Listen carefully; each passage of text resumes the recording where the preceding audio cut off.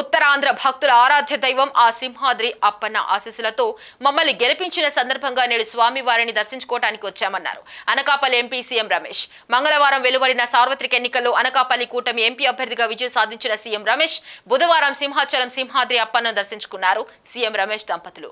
ఈ సందర్భంగా ఆయనకు డిప్యూటీ కమిషనర్ రాధా ఘనస్వాగతం పలికారు. ముందుగా కప్పస్తంభం ఆలింగనం గర్భగుడిలో ప్రత్యేక పూజలు నిర్వహించారు, వేద ఆశీర్వాదం నిర్వహించారు. అనంతరం సీఎం రమేష్ మాట్లాడుతూ కూటమికి స్వామి మాకు మంచి విజయాన్ని చేకూర్చారన్నారు. దేశంలో రాష్ట్రంలో ప్రజలందరికీ మంచి జరగాలని, అలాగే అనకాపల్లి జిల్లా కూడా మంచి అభివృద్ధి చేసేటట్లు చూడాలని స్వామిని కోరుకున్నానని అన్నారు. సింహాచలం పంచగ్రామాల భూ సమస్య చాలా పాత సమస్య అని, దాని విషయంలో లోతుగా ఆలోచించి పరిష్కారం చేసే విధంగా కృషి చేస్తామన్నారు.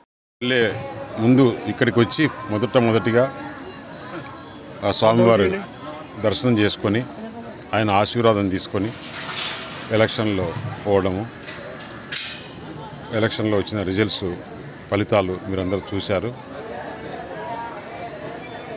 ఆ స్వామివారు రాష్ట్రానికి దేశానికి మంచి చేసే నాయకులను ఎన్నుకునే విధంగా ఆశీర్వదించారు.